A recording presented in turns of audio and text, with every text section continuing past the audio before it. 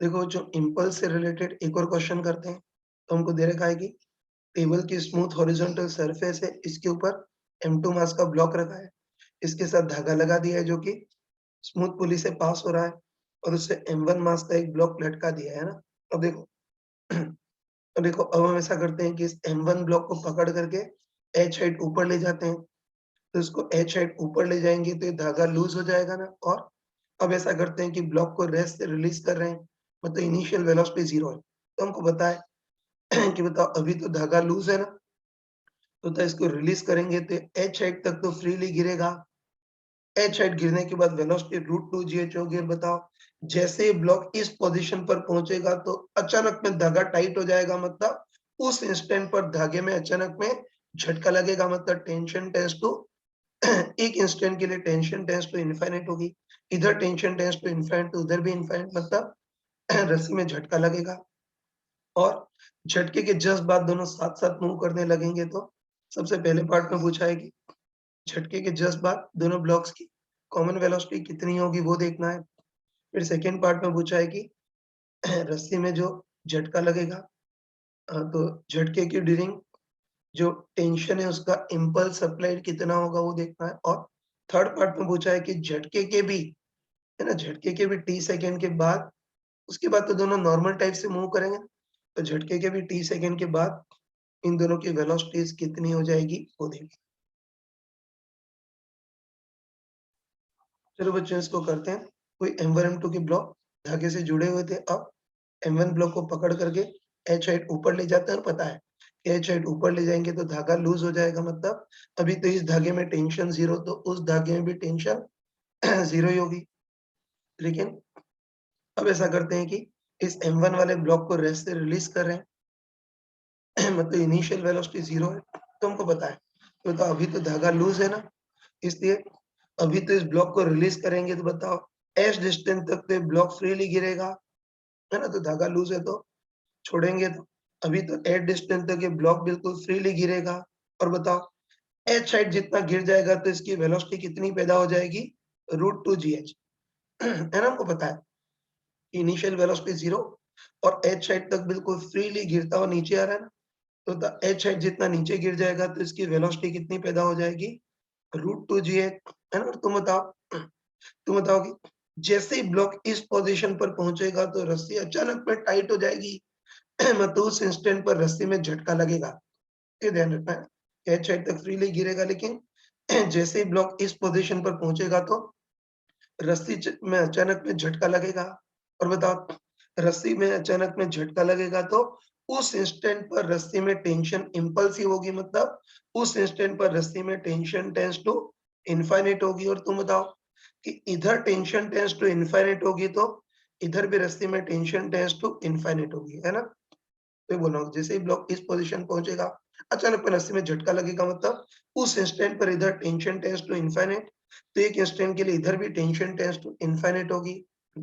और तुम बताओ कि इस झटके के जस्ट बाद, है ना, इस झटके के जस्ट बाद ये पूरा पूरा सिस्टम v कॉमन की वेलोसिटी से साथ में मूव करने लगेगा, है ना।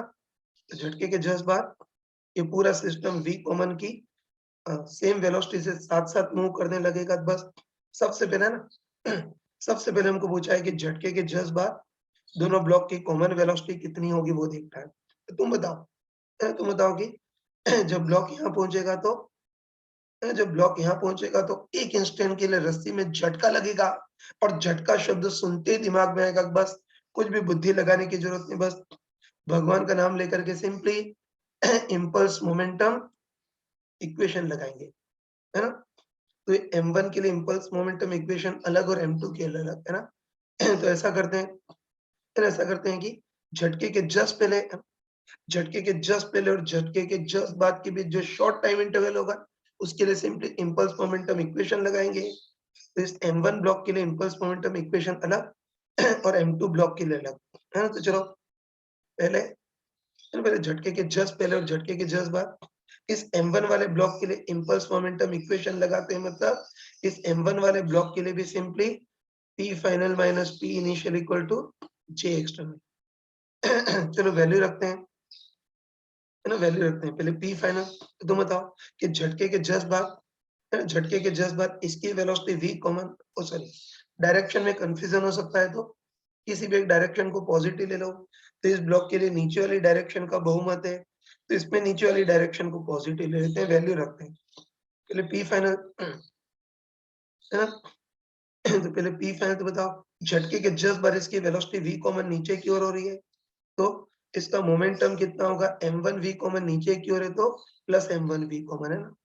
तो पी फाइनल झटके के जस्ट बार इसका मोमेंटम कितना है, m1 into v common minus p initial. बताओ झटके के जस्ट पहले इसकी वेलोसिटी रूट टू जी थी, तो झटके के जस्ट पहले इसका मोमेंटम कितना होगा, m1 into root two g equal to सबसे इक्वल टू सबसे मेन चीज जे एक्सटर्नल, और मैंने तुमको चमका कर बताया था कि इसमें जे एक्सटर्नल क्या होता है, एक्सटर्नल झटके का इम्पल्स। तुम बताओ, तुम बताओ कि झटके के ड्यूरिंग इम्पल्सिव टेंशन तो टेंस टू इनफाइनाइट है, और झटके का टाइम इंटरवल डेल्टा टी मान लेते हैं। तो बताओ झटके के ड्यूरिंग इस इम्पल्सिव फोर्स, इस टेंशन का इम्पल्स कितना होगा, सिंपली एफ डेल्टा टी की जगह टी डेल्टा टी, है ना। ये लिख सकते हैं कि झटके के ड्यूरिंग इस इम्पल्सिव टेंशन का इम्पल्स कितना होगा, एफ डेल्टा टी की जगह टी डेल्टा टी, लेकिन ऊपर की ओर है तो उसको क्या लेना होगा, नेगेटिव। और एक और चीज कि होता है, झटके के ड्यूरिंग दिस ब्लॉक पर ग्रेविटेशन फोर्स m1g भी लग रहा है, लेकिन चमका कर बताया था कि जस्ट पहले और जस्ट बाद के बीच मतलब शॉर्ट टाइम इंटरवल के लिए इक्वेशन लगाओ, तो इन mg kx ऐसे जो फाइनाइट फोर्सेज है उनका कंट्रीब्यूशन बिल्कुल नेग्लिजिबल होता है, इसलिए m1g का कंट्रीब्यूशन नेग्लिजिबल मान सकते हैं। बस झटके के जस्ट पहले और जस्ट बाद के m1 ब्लॉक के लिए तो इम्पल्स मोमेंटम इक्वेशन लगा दी, p final m1 into v common minus p initial m1 into root two J equal to j external t delta t, लेकिन अपोजिट है इसलिए माइनस t डेल्टा t, ये इसकी इक्वेशन होगी। अब चलो ऐसा करते हैं कि झटके के जस्ट पहले और जस्ट बाद के बीच इस m2 ब्लॉक के लिए भी इम्पल्स मोमेंटम इक्वेशन लगाते हैं, वही P final minus P initial equal to J external. और बताओ M2 वाले ब्लॉक के लिए ज्यादातर चीजें आगे की ओर है तो इसके लिए आगे वाली डायरेक्शन को पॉजिटिव ले लेते हैं। चलो पहले P फाइनल तो बताओ, झटके के जस्ट बार इसकी वेलोसिटी V कॉमन आगे की ओर हो गई है, तो झटके के जस्ट बार इसका मोमेंटम कितना होगा, m2 into v common minus P initial. तो झटके के जस्ट पहले इसकी तो वेलोसिटी जीरो थी, तो इसका तो momentum zero equal to J external. तो हमको होता है कि J एक्सटर्नल एक्सटर्नल झटके का इम्पल्स होता है, झटके के during impulsive tension T tends to infinite है, और झटके का टाइम इंटर डेल्टा T है। तो बताओ झटके के ड्यूरिंग इस इम्पल्सिव झटके के ड्यूरिंग इस इम्पल्सिव टेंशन का इम्पल्स कितना होगा, T डेल्टा T, और आगे की ओर इससे प्लस T डेल्टा T है। तो इसके लिए भी इम्पल्स मोमेंटम इक्वेशन लगा दी, P फाइनल तो m2 into v common minus P initial zero equal to J external झटके का इम्पल्स, तो झटके के during average impulsive tension T time interval delta T, तो उसका इम्पल्स T डेल्टा T, और आगे की ओर इससे प्लस ये सेकेंड इक्वेशन। बस अगर ढंग से देखो तो इसमें v कॉमन और t डेल्टा t दो वेरिएबल है और दो इक्वेशन है, इनको सॉल्व कर सकते हो ना। पहले हमको v कॉमन निकालना है, तो उसके लिए सिंपली दोनों को ऐड कर दो। तो दोनों को ऐड करेंगे तो क्या आ जाएगा, LHS में कितना आएगा, m1 v common plus m2 v common minus m1 into root two g h equal to ये t डेल्टा t से minus t delta t cancel, तो इक्वल टू जीरो। आगे इसको सॉल्व करोगे तो v कॉमन तुम्हारे पास आएगा m1 into root two g h open m1 plus m2। झटके के जस्ट बाद इनकी कॉमन वेलोसिटी इतनी हो जाएगी। और अब हमको पूछा है कि झटके के ड्यूरिंग जो इम्पल्सिव टेंशन लगेगा उसका इम्पल्स अप्लाइड कितना होगा, मतलब टी डेल्टा टी कितना होगा वो देखना है। तो वी कॉमन की वैल्यू किसी भी इक्वेशन में, मतलब जैसे वी कॉमन की वैल्यू यहाँ रखोगे तुम्हारे पास झटके के ड्यूरिंग टेंशन का इम्पल्स टी डेल्टा टी आ जाएगा। तो द वी कॉमन की वैल्यू यहाँ रखोगे तो टी डेल्टा टी कितना आ जाएगा, m1 m2 open m1 plus m2 into root two g, ये कर सकते।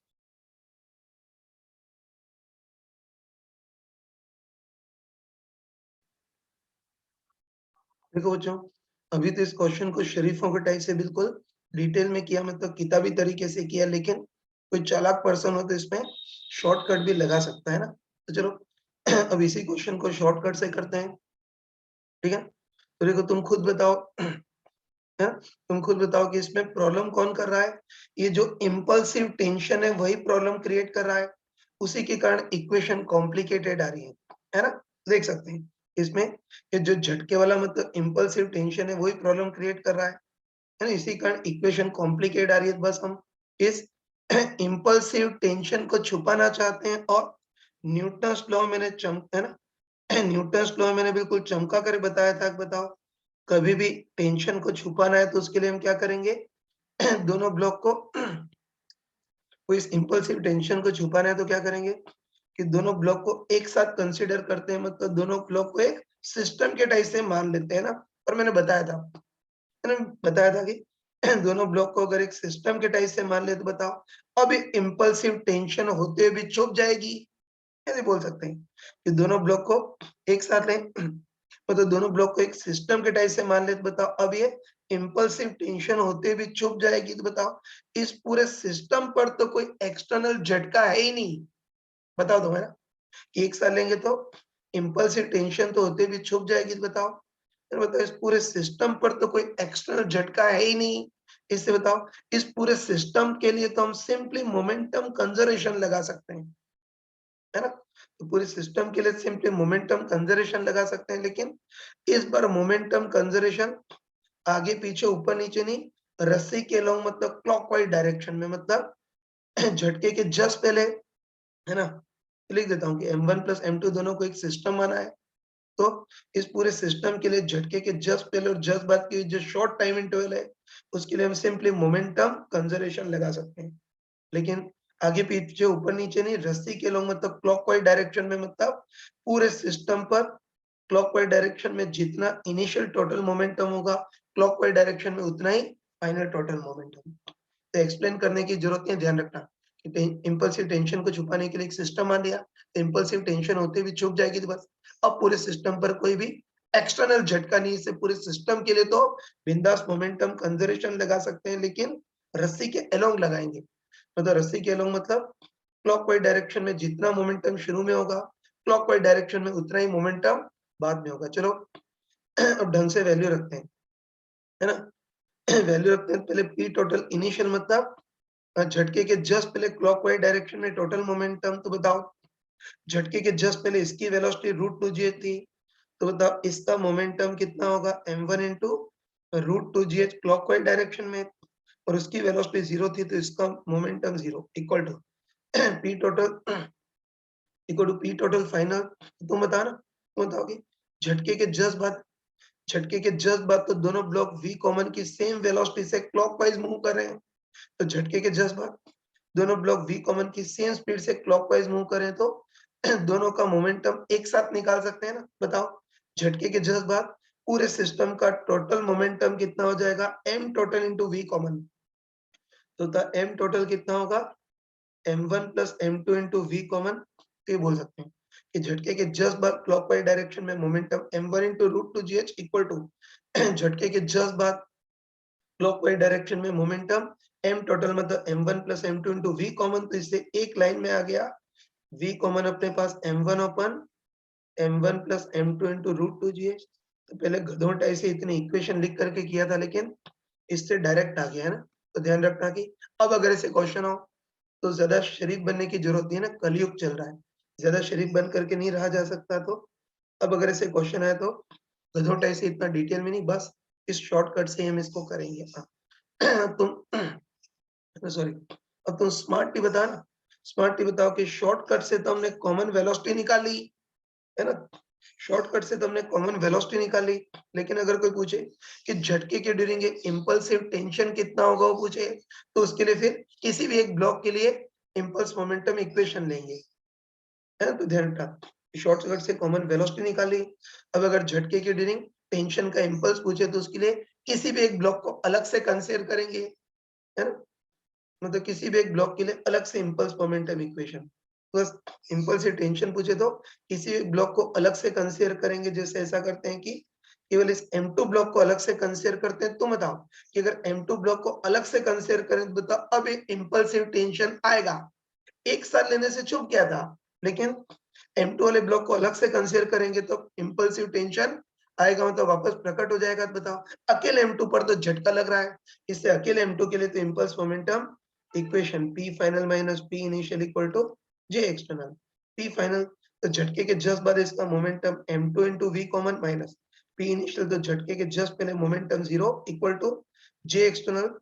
एक्सटर्नल झटके का impulse T into delta T, इसमें V कॉमन की वैल्यू ये रख सकते हो ना, ये रखोगे तो टेंशन का impulse T delta T equal to M2 M1 अपन M1 plus M2 into root 2G ये आ जाएगा। तो बताओ न्यूटन्स लॉ में तो यही सीखा था कि शॉर्टकट से एक्सेलरेशन निकाल लेते थे और टेंशन पूछे तो किसी भी एक ब्लॉक को अलग से कंसीडर करते थे। तो वैसे यहाँ भी वही कि कॉमन वेलोसिटी के लिए तो सबको एक साथ लेकर के मोमेंटम कंजर्वेशन लगा देंगे और इम्पल्सिव टेंशन पूछे तो किसी भी एक ब्लॉक को अलग से कंसीडर कर देंगे, मतलब अलग से इम्पल्स मोमेंटम इक्वेशन लगाएंगे। ध्यान रखना कि अब अगर ऐसे चिरकुट क्वेश्चन आए तो इसको इस स्मार्ट तरीके से ही करेंगे।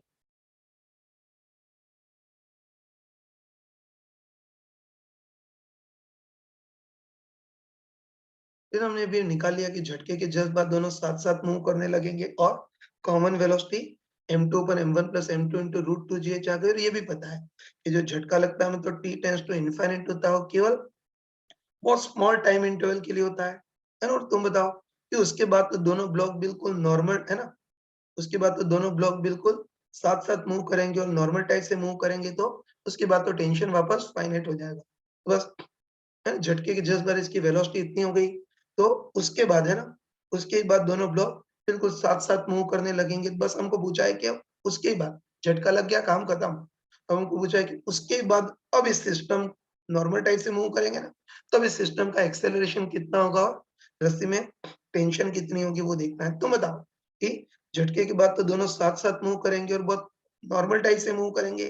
तो बताओ, अब तो अपने न्यूटन्स लॉ का यूज़ कर सकते हैं। तो ये शॉर्टकट से एक्सेलरेशन निकाल लेंगे और टेंशन पूछे तो किसी भी एक ब्लॉक का अलग से फ्री बॉडी डायग्राम। तो चलो पहले हमको मैंने पूछा है कि झटके के बाद जब साथ-साथ मूव करने लगेंगे तब अ, सॉरी एक्सेलरेशन कितना होगा वो देखना है। तो हमको पता है कि एक्सेलरेशन के लिए वही शॉर्टकट कि दोनों ब्लॉक को एक साथ कंसीडर करेंगे, है ना? तो बताओ आराम से कि दोनों ब्लॉक को एक साथ लेंगे तो टेंशन छुप जाएगी। तो बस आराम से बताओ कि पूरे सिस्टम पर इधर की ओर एक क्लॉकवाइज ले जाने वाला फोर्स m1g और पूरे सिस्टम पर इधर की ओर एंटी क्लॉकवाइज ले जाने वाला फोर्स 0। तो नेट ड्राइविंग फोर्स कितना होगा m1g और नेट ड्राइविंग फोर्स टोटल कितने मास को ढो रहा है m1 प्लस m2 इतने मास को ढो रहा है। तो इस सिस्टम का एक्सेलरेशन कितना हो जाएगा, नेट ड्राइविंग फोर्स अपन टोटल मास इतना हो जाएगा। और टेंशन भी निकाल सकते हैं, बताया था कि शॉर्टकट से तो एक्सेलरेशन निकाल लेते हैं और टेंशन के लिए किसी भी एक ब्लॉक को अलग से कंसीडर करते हैं। तो चलो टेंशन के लिए हम इस M2 वाले ब्लॉक को अलग से कंसीडर करते हैं। अकेले M2 का फ्री बॉडी डायग्राम बनाए तो इस पर हॉरिजॉन्टल डायरेक्शन में फोर्स केवल टेंशन T, बस अकेले M2 पर रिजल्टेंट आगे की ओर force only T equal to अकेले इसका mass M2 into acceleration A, जहाँ A की वैल्यू हम क्या रख देंगे m1g open m1 plus m2। तो इसको सॉल्व करेंगे तो रस्सी में टेंशन कितनी हो जाएगी, हाँ, ये रस्सी में टेंशन कितनी हो जाएगी m1 m2 open m1 plus m2 into जी। तो हमको पता है कि झटका तो बहुत कम शॉर्ट टाइम इंटरवल के लगता है, उसके बाद तो दोनों नॉर्मल टाइप से मूव करेंगे तो फिर टेंशन फाइनाइट हो जाएगी और इतनी हो जाएगी। बस हमको पूछा था, है ना, सॉरी, तो हमको थर्ड पार्ट में पूछा था कि झटका लगने के बाद, है ना, झटका लगने के भी टी टाइम के बाद इस सिस्टम की वेलोसिटी कितनी होगी वो देखना है। तो बताओ झटका लगने के बाद वाला जो मोशन है उसमें इनिशियल वेलोसिटी का काम तो ये करेगी v कॉमन और सिस्टम का एक्सेलरेशन ये होगा। तो झटके के भी टी टाइम के बाद इस सिस्टम की वेलोसिटी कितनी हो जाएगी, simply v equal to u plus at। तो v इक्वल u तो इनिशियल वेलोसिटी का काम तो m2 open m1 plus m2 into root 2gh करेगा प्लस एक्सेलरेशन, तो एक्सेलरेशन है m1g open m1 plus m2 into T. तो झटके के भी टी टाइम के बाद सिस्टम की वेलोसिटी इतनी हो जाएगी। डिस्प्लेसमेंट पूछे तो ऐसे equal to ut plus half at square लगा सकते हैं, ये भी तुम कर सकते हो। हाँ बच्चों, कई बार इसमें पूछता है ना, कई बार पूछता है कि इस ब्लॉक को यहाँ से हमने रिलीज किया था उसको चलो t इक्वल टू 0 बोल देते हैं। बस हमको देखना है कि इस पूरे मोशन में ना, पूरे मोशन में रस्सी में जो टेंशन है वो टाइम के साथ किस टाइप चेंज होगी उसका रफली ग्राफ बनाने को बोलता है। इजीली बना सकते हैं। तो तुम बताओगे टी इक्वल 0 पर इस ब्लॉक को छोड़ा था ना, तो बताओ जब तक ब्लॉक यहाँ तक पहुंचेगा तब तक तो ये रस्सी लूज होगी, और रस्सी लूज होगी मतलब टेंशन बिल्कुल 0 होगी। और बताओ, मैंने बताओ ब्लॉक को रेस्ट से रिलीज किया है और फ्रीली मूव करता हूँ, एज जितना नीचे गिर रहा है, तो हमने काइनेमेटिक्स में पढ़ा था कि छोड़ दें तो एज जितना नीचे गिरने में टाइम कितना लगेगा, √2h/g। तो t इक्वल टू 0 से t इक्वल टू √2h/g है ना। तो हम बोल सकते हैं कि t इक्वल टू 0 से √2h/g इतने टाइम तक तो रस्सी लूज रहेगी, और रस्सी लूज रहेगी मतलब इस इंटरवल में तो रस्सी में टेंशन बिल्कुल 0 होगी। लेकिन तुम है ना, लेकिन तुम बताओ कि जैसे ही ब्लॉक यहाँ पहुंचेगा ना, बताओ कि जैसे ही ब्लॉक यहाँ पहुंचेगा अचानक में रस्सी टाइट हो जाएगी, मतलब अचानक में रस्सी में झटका लगेगा, और तो रस्सी में झटका लगेगा तो एक इंस्टेंट के लिए टेंशन टेंस टू इनफाइनाइट हो जाएगी, मतलब टेंशन इतनी ज्यादा हो जाएगी कि अपना ग्राफ पेपर ही छोटा पड़ने लगेगा। तो ध्यान रखना कि जैसे ये ब्लॉक यहाँ पहुंचेगा तो अचानक में रस्सी में झटका लगेगा, और झटका लगेगा मतलब टेंशन टेंस टू इनफाइनाइट मतलब बहुत लार्ज हो जाएगी।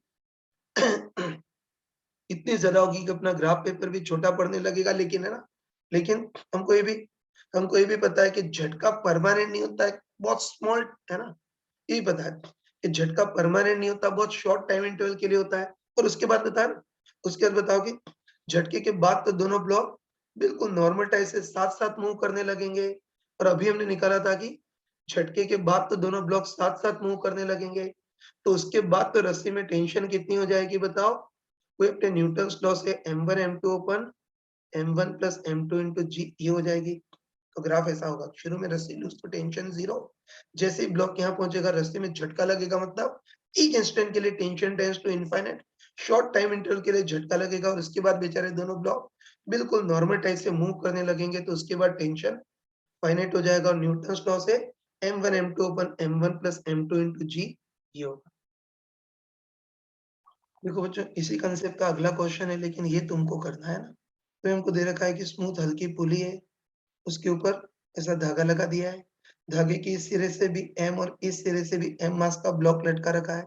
तो शुरू में सिस्टम इक्विलिब्रियम में होगा, और शुरू में दोनों ब्लॉक्स की वेलोसिटी भी 0 है ना। अब देखो, अब हम क्या करते हैं कि उतने ही मास मतलब स्मॉल m मास का एक और ब्लॉक लेते हैं, इसको h साइड से इस ब्लॉक के ऊपर गिराते हैं ना, गिराते हैं मतलब रेस्ट से रिलीज कर रहे हैं, तो बताओ ब्लॉक फ्रीली गिरेगा। और बताओ h साइड जितने नीचे गिरेगा तो इसकी वेलोसिटी कितनी हो जाएगी, √2gh। और बताओ √2gh इतनी स्पीड से ब्लॉक इस वाले ब्लॉक से टकराएगा, तो तुम बताओ कि टक्कर के ड्यूरिंग दोनों ब्लॉक एक दूसरे पर भी झटका लगाएंगे, और साफ साफ दिख रहा है कि टक्कर के ड्यूरिंग रस्सी में भी अचानक में झटका लगेगा। रस्सी में भी अचानक में झटका लगेगा, मतलब एक इंस्टेंट के लिए रस्सी में टेंशन टेंस टू इनफाइनाइट हो जाएगी। और हमको साथ में ये भी दे रखा है कि टक्कर के बाद ये ब्लॉक बाउंस बिल्कुल नहीं हो रहा है, मतलब टक्कर के बाद ये ब्लॉक इस वाले ब्लॉक के ऊपर बिल्कुल चिपक जाता है ना, तो टक्कर की ड्यूरिंग रस्सी में झटका लगेगा, और झटके के जस्ट बाद पूरा सिस्टम v कॉमन की वेलोसिटी से साथ में मूव करने लगेगा। तो बस सबसे पहले पूछा है कि झटके के जस्ट बाद दोनों की कॉमन वेलोसिटी कितनी हो जाएगी वो देखना है, और फिर अगले पार्ट में पूछा है कि इस पूरे मोशन के ड्यूरिंग रस्सी का टेंशन टाइम के साथ किस तरह से चेंज करेगा उसका ग्राफ बनाना है। तो 3-4 मिनट के लिए वीडियो पॉज़ करो और इसको खुद ट्राई करो। चलो बच्चों, मेरे ख्याल से तुमने इसको कर लिया होगा, फिर भी एक बार बता देता हूँ ना, ये ध्यान रखना। ये पुली है, धागे से m और m मास के 2 ब्लॉक लटका रखे हैं, शुरू में सिस्टम इक्विलिब्रियम में होगा, और साथ में शुरू में इनकी वेलोसिटीज़ भी 0 है।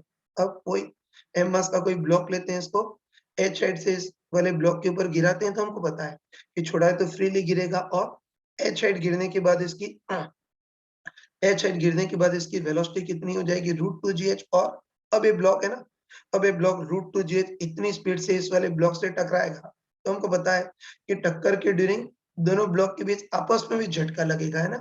वो पहला ब्लॉक ब्लॉक दूसरे को झटका लेगा, तो दूसरा पहले को भी झटका देगा।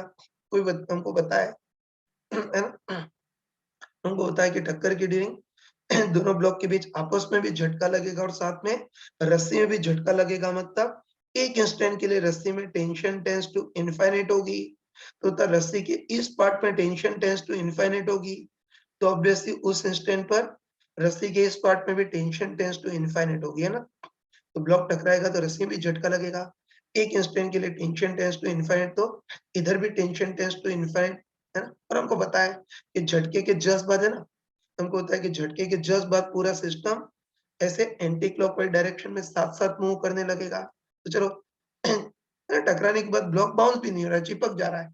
तो झटके के जस्ट बाद ये तीनों वी कॉमन की वेलोसिटी साथ-साथ मूव करेंगे ना। तो चलो मान लेते हैं कि झटके के जस्ट बाद या टक्कर के जस्ट बाद ये तीनों ब्लॉक वी कॉमन की वेलोसिटी से साथ-साथ ऐसे एंटी क्लॉकवाइज मूव करेंगे। तो बस सबसे पहले पूछा है कि झटके के जस्ट बाद इन सब की कॉमन वेलोसिटी कितनी होगी वो देखना है। तो तुम खुद बताओ, है ना? 1 मिनट तुम खुद बताओ कि जब टक्कर होगी तो इन दोनों ब्लॉक के बीच आपस में भी झटका लगेगा और टक्कर के टाइम इस रस्सी में भी झटका लगेगा। बस हमको इन सारे झटकों को छुपाना है, ध्यान रखना। अब वो गधों टाइप से डिटेल में नहीं, अब तो शॉर्टकट से ही करेंगे ना। तो तुम बताओ कि टक्कर के ड्यूरिंग इन दोनों ब्लॉक के बीच आपस में भी झटका लगेगा और रस्सी में जो टेंशन होगी वो भी टेंड्स टू इनफाइनाइट होगी। बस इन सारे झटकों को छुपाना चाहते हैं और मैंने अभी, है ना, मैंने पिछले क्वेश्चन में बिल्कुल चमका कर बताया था कि इन सारे झटकों को छुपाना है तो हम क्या करेंगे, इन सबको एक साथ कंसीडर करते हैं, मतलब एक सिस्टम के टाइप से मान लेते हैं ना। वही इन सारे झटकों को छुपाने के लिए हम सबको एक साथ कंसीडर करते हैं, मतलब एक सिस्टम के टाइप से मानते हैं। मतलब ये पहला ब्लॉक प्लस दूसरा ब्लॉक प्लस तीसरा ब्लॉक सबको एक सिस्टम मान लेते हैं ना। ये करते हैं कि पहला ब्लॉक, दूसरा ब्लॉक और तीसरा ब्लॉक सबको एक सिस्टम मान लेते हैं। तुम बताओ कि पहला ब्लॉक, दूसरा ब्लॉक, तीसरा ब्लॉक तीनों को एक साथ लें, है ना? तीनों को एक साथ ले मतलब तीनों को एक सिस्टम के टाइप से मान ले तो इन दोनों के बीच आपस में लगने वाला झटका भी छुप जाएगा और ये जो इम्पल्सिव टेंशन होगी वो भी होते हुए भी छुप जाएगी। ये बोल सकते हैं कि तीनों को एक साथ लें, एक सिस्टम मान ले। तो बताओ इन दोनों ब्लॉक के बीच जो आपस में झटका लग रहा था वो भी छुप जाएगा और ये जो इम्पल्सिव टेंशन है वो भी होते हुए भी छुप जाएगी। तो बताओ अब इस पूरे सिस्टम पर कोई एक्सटर्नल झटका नहीं है ना? तो ये ध्यान रखना कि एक साथ लेंगे तो ये सारे झटके छुप जाएंगे। तो बताओ अब इस, है ना, अब इस पूरे सिस्टम पर कोई एक्सटर्नल झटका नहीं है। और बताओ एक्सटर्नल झटका नहीं है मतलब सिंपली सिस्टम के लिए, है ना, कोई एक्सटर्नल झटका नहीं है, इसलिए सिंपली इस पूरे सिस्टम के लिए तो बिंदास मोमेंटम कंजर्वेशन लगा सकते हैं। लेकिन ध्यान रखना कि मोमेंटम कंजर्वेशन आगे पीछे ऊपर नीचे नहीं, रस्सी के अलोंग मतलब एंटी क्लॉकवाइज डायरेक्शन में लगाएंगे। मतलब झट, है ना, मतलब टक्कर के जस्ट पहले और जस्ट बाद के बीच, है ना, टक्कर के जस्ट पहले और जस्ट बाद के बीच पूरे सिस्टम का एंटी क्लॉकवाइज डायरेक्शन में जितना मोमेंटम होगा, एंटी क्लॉकवाइज डायरेक्शन में फाइनल मोमेंटम भी उतना ही होगा। तो बस पूरे सिस्टम के लिए मोमेंटम कंजर्वेशन, लेकिन रस्सी के अलोंग या एंटी क्लॉकवाइज डायरेक्शन में, तो एंटी क्लॉकवाइज डायरेक्शन में P total initial equal to anti clockwise direction में पी टोटल फाइनल। बस अब तो भगवान का नाम लेकर के वैल्यू रखते हैं।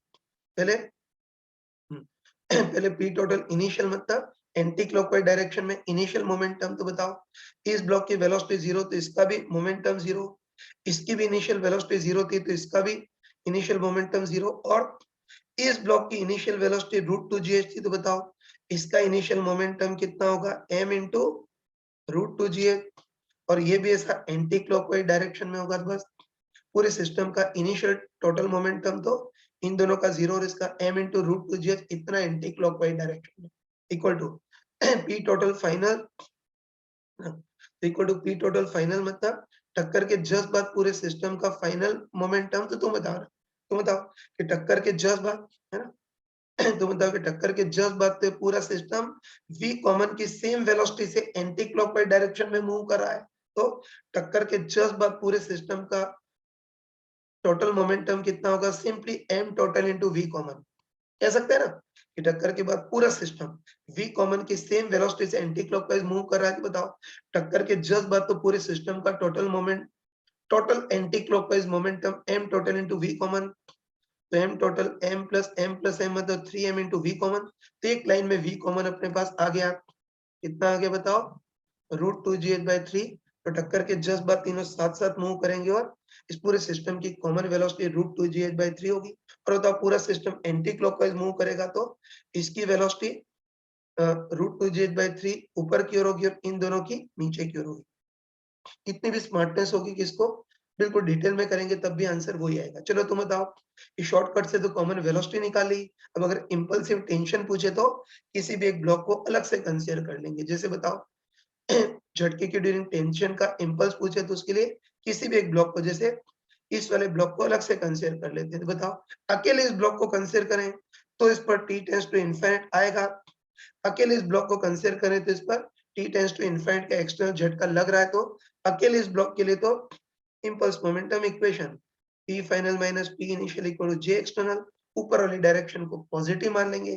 तो p फाइनल तो होता है झटके के जस्ट बाद इसका momentum m into v common, जहाँ v common √2h/g3 minus p initial 0 equal to j external, इस पर लगने वाले झटके का इम्पल्स, तो झटके वाला इम्पल्सिव टेंशन t है, short time interval delta t है, तो झटके का इम्पल्स t डेल्टा t, जहाँ v कॉमन की वैल्यू क्या रख देंगे √2gh/3।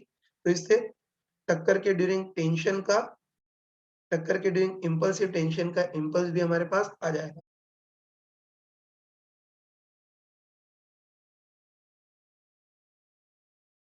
फिर बच्चों सोच के बताओ कि जिस शॉर्ट टाइम इंटरवल में झटका लग रहा है उसी शॉर्ट टाइम इंटरवल में टेंशन इम्पल्सिव होगी, मतलब उसी में टेंशन टेंड्स टू इनफिनिट होगी। लेकिन उसके बाद तो है ना, उसके बाद तो पूरा सिस्टम बिल्कुल साथ साथ मूव करेगा। तो उसके बाद तो ये दोनों ब्लॉक बिल्कुल साथ में मूव करेंगे और बहुत नॉर्मल टाइप से मूव करेंगे। बस हमको पूछा है कि झटका लग गया, कहानी खत्म। उसके बाद जब दोनों साथ साथ मूव करने लगेंगे, फिर इस सिस्टम का एक्सेलरेशन कितना होगा, रस्सी में टेंशन कितनी होगी वो देखना है। तो द झटके के बाद जब दोनों साथ-साथ मूव करेंगे या नॉर्मल टाइप से मूव करेंगे, तो उसमें तो बताओ भैया न्यूटन्स लॉ का सिंपल क्वेश्चन हो गया। बताओ, ये धागे के इधर m मास का ब्लॉक लटका हुआ और इस सिरे पर टोटल 2m मास का ब्लॉक लटका हुआ है ना वही। तो झटके के बाद तो ये सिचुएशन होगी कि धागे के इधर तो m मास का ब्लॉक और इधर टोटल 2m मास का भार लटका हुआ है। तो बताओ, अब तो ये न्यूटन्स लॉ का नॉर्मल क्वेश्चन हो गया ना। तो इसकी टेंशन के लिए न्यूटन्स लॉ भी लगाने की जरूरत नहीं है, डायरेक्ट पता है हमको, है ना, कि पुली हो, है ना, फिक्स पुली हो, इधर m और इधर 2m मास का ब्लॉक लटका हो। तो बताओ इस केस में सिस्टम का एक्सेलरेशन कितना होता है, याद किया था ना कि पुली के एक तरफ m और दूसरी तरफ 2m मास का ब्लॉक लटका हो। तो बताओ इस सिस्टम का एक्सेलरेशन कितना होता है, सिंपली m1 माइनस m2 अपन m1 plus m2 into g। तो m1 भारी ब्लॉक का मास 2m माइनस m2m अपन m1 plus m2 into g, तो इसका एक्सेलरेशन g/3 हो गया।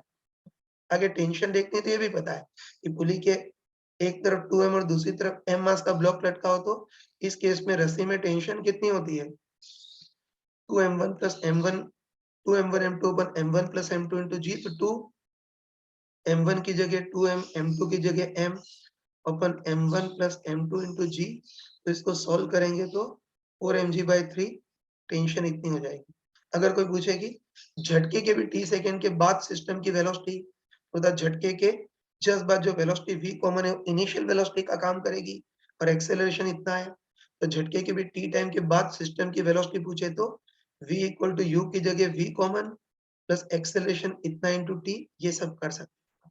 कई बार कोई टेंशन का ग्राफ पूछता है, मतलब पूछता है कि इस पूरे मोशन में ना, तो ये जब ब्लॉक को छोड़ा है ना, उसको हम चलो t इक्वल टू 0 बोल देते हैं। बस हमको देखना है कि इस पूरे मोशन में रस्सी की टेंशन टाइम के साथ कैसे चेंज करेगी, उसका ग्राफ बनाना है। तो इजीली बना सकते हैं ना। हाँ, बताओ ब्लॉक को यहाँ से तक गिरने में कितना टाइम लगेगा, सिंपली √2h/g ना। तो तुम बताओ कि t इक्वल 0 से t इक्वल √2h/g, इतने टाइम तक तो बताओ ये जो पुली है उससे इधर भी m मास का ब्लॉक लटका था और इधर भी m मास का ब्लॉक लटका था, है ना। तुम बताओ कि जब तक ये ब्लॉक इसे हिट नहीं कर रहा है तब तक तो इस पुली के इधर भी m और इधर भी m मास का ब्लॉक लटका था, तो तब तक क्लॉकवाइज ले जाने वाला फोर्स भी mg और एंटी क्लॉकवाइज ले जाने वाला फोर्स भी mg, तो रस्सी में टेंशन भी mg होगी। मूर्खों टाइप से 2mg मत लिख देना, ये न्यूटन्स लॉ में बताया था, है ना। बोल सकते हैं कि जब तक ब्लॉक इसको हिट नहीं करता है तब तक तो पुली के दोनों सिरों पर mm मास का ब्लॉक लटका था, तो उस इंटरवल में तो रस्सी में टेंशन भी mg होगी। तो जब तक ये ब्लॉक इससे टकराता नहीं है तब तक तो रस्सी में टेंशन कितनी होगी, सिंपली mg होगी। अब उसके बाद बताओ, अब ये ब्लॉक इसको हिट करेगा ना, तो जिस इंस्टेंट पर जब ये ब्लॉक इसको हिट करेगा तो उस टाइम पर रस्सी में झटका लगेगा, मतलब एक इंस्टेंट के लिए रस्सी में टेंशन टेंस टू इनफाइनाइट हो जाएगी और बताओ टेंशन टेंड्स टू इन्फिनिट मतलब झटके की ड्यूरिंग टेंशन इतनी ज़्यादा हो जाएगी कि ग्राफ पेपर ही छोटा पड़ जाएगा, लेकिन हमको पता है कि झटका परमानेंट नहीं होता, बहुत शॉर्ट टाइम इंटरवल के लिए होता है।